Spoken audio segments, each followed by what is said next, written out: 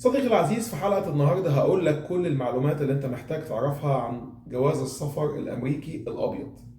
ازاي بيتم استخراجه، ايه الحاجات اللي مطلوبة ليه، المستندات، التكاليف، بياخد وقت قد ايه، وازاي ممكن تستفيد بباسبور السفر الأمريكي الأبيض. كل دي معلومات هكلمك فيها في حلقة النهاردة. أنا أيمن أمير وحضرتك بتتفرج على من أمريكا مع أيمن.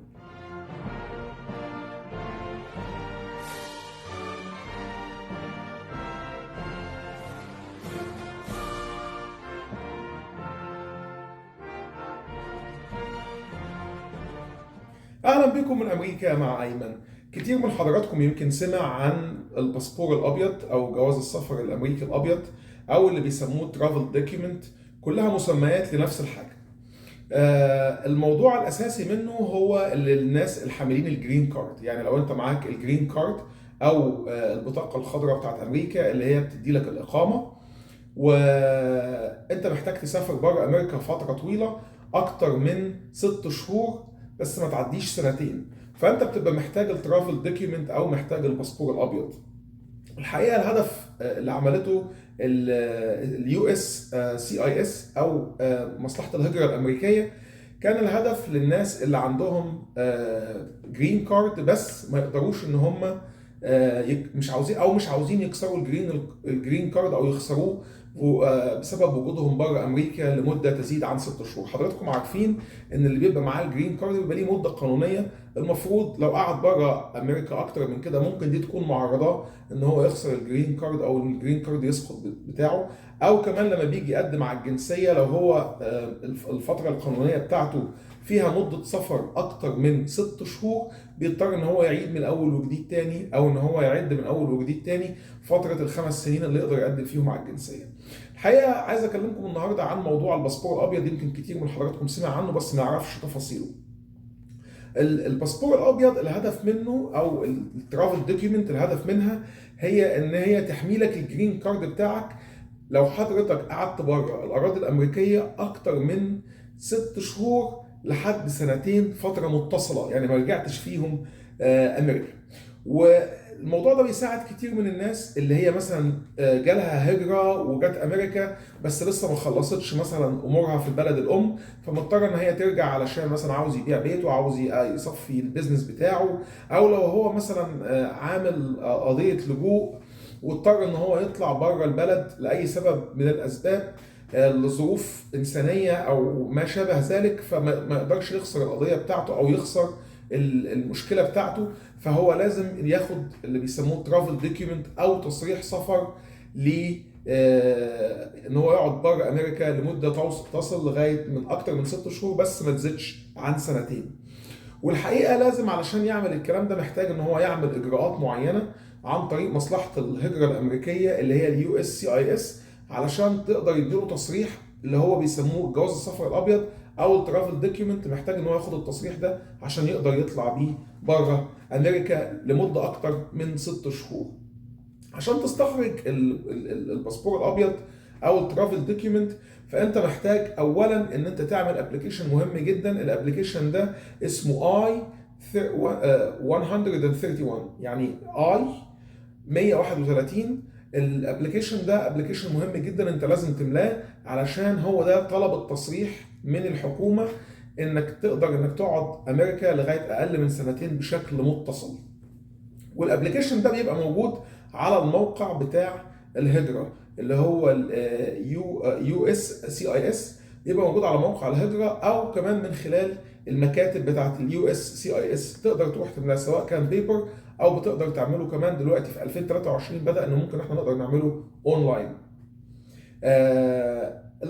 تقريبا بياخد يعني الفتره من ساعه لما انت بتقدم عليه لغايه لما بيجي لك الموافقه، بتاخد تقريبا من 3 ل5 شهور. دي الفتره اللي هي النورمال، يعني ممكن طبعا يبقى قبل كده على حسب ظروف المعاملات، وممكن يبقى اطول سنه برضو على حسب ظروفك انت، لان ممكن تختلف من حاله لحاله، ولكن في الغالب بيبقى ما بين 3 شهور ل5 شهور. دي اللي مكتوب على الويب سايت بتاع اليو اس سي اي اس.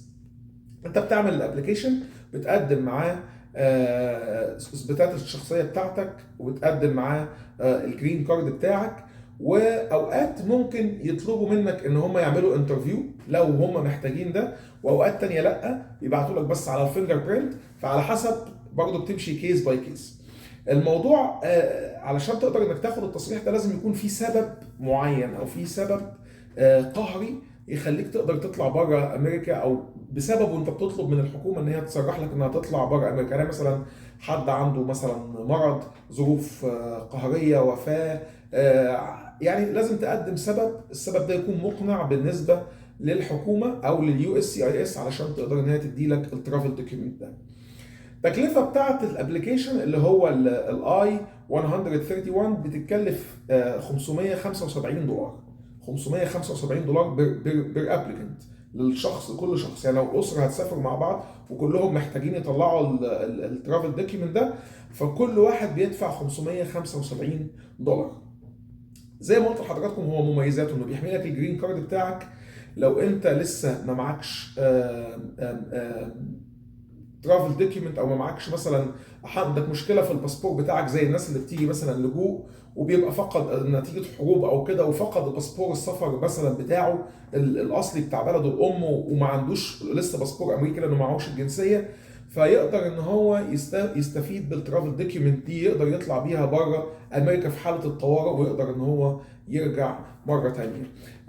دي نبذه سريعه عن موضوع الباسبور السفر الامريكي الابيض، او اللي بيسموه الترافل دوكيمنت. ازاي انت تقدر تستفيد بيه، وازاي انت تقدر انت تستخدمه لو انت في حاله انك مثلا عايز تحافظ على الجرين كارد بتاعك، او لو في حاله اللجوء وما معكش مستندات تثبت السفر بتاعتك، او ما عندكش باسبور تقدر انت تسافر بيه. دي في حاله اللاجئين ان هم بيقدروا ان هم يقدموا على الترافل دوكيمنت في حاله ان تكون محتاج ان انت تسافر وما عندكش مستند يخليك تقدر تسافر بيه بره امريكا. كل المعلومات، في طبعا معلومات اكتر بكتير جدا ممكن تلاقوها على الموقع بتاع اليو اس سي اي اس.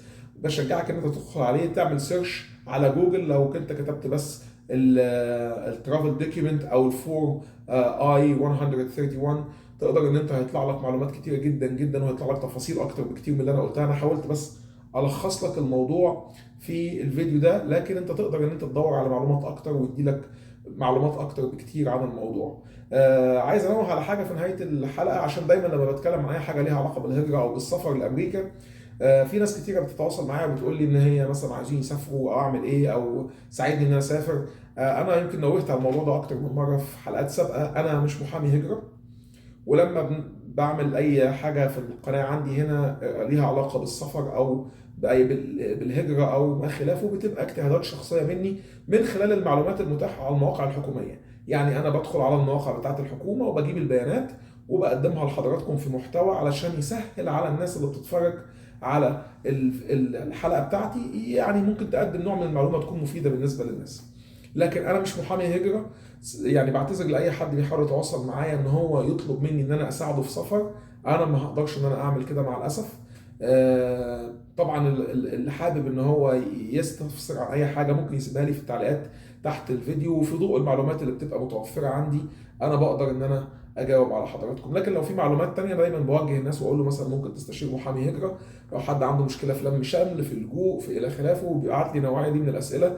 لو انا ما شفتش حالات مشابهه الناس اعرفهم، فانا بقول لك يفضل ان انت يعني تستشير محامي هجره، وهو هيوجهك احسن مني كتير. في نهايه كل حلقه دايما بقول لحضراتكم انا بشكركم على وقتكم، وبشكركم على حسن استماعكم. وبتمنى ان انت لو اول مره تتفرج عليا، فدي قناه من امريكا مع ايمن، موجوده على الفيسبوك وموجوده على اليوتيوب. بكون سعيد جدا لو حضرتك تابعت الحلقات اللي احنا بنقدمها.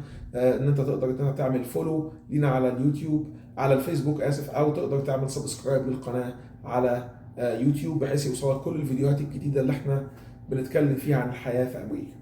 كمان الناس اللي بتتابعني لما بتعمل لايك للفيديو او بتعمل اي تعليق او بتكتب ده بيساعدنا ان المحتوى اللي احنا بنقدمه بينتشر، والناس كمان بتوصل لها المعلومات انها ممكن تساعد حد يكون بيدور على المعلومه دي، لو هو سواء عايش في امريكا او لسه جاي جديد. فالفيديوهات اللي احنا بنقدمها دايما بنحاول احنا نساعد بيها الناس اللي عايشه جوه امريكا، علشان يعني لو في ليك في المعلومات باللغه العربيه، او مش دايما بتبقى كل الامور او كل الحاجات بتبقى متوفره باللغه العربيه، فاحنا بنقدر ان احنا من خلال الحلقات اللي بنقدمها بنساعد شويه، بنقدم شويه معلومات ليها علاقه بالحياه في امريكا بشكل عام، سواء ليها علاقه بالتعليم، بالاسكان، بالحاجات الطبيه، بالانشورنس، باي حاجه. يعني بنحاول بقدر الامكان ان احنا يعني بشوف الاسئله اللي الناس بتبعتها وبجمع معلومات عنها على قد ما بقدر واقدمها لحضراتكم في محتوى يليق بحضراتكم.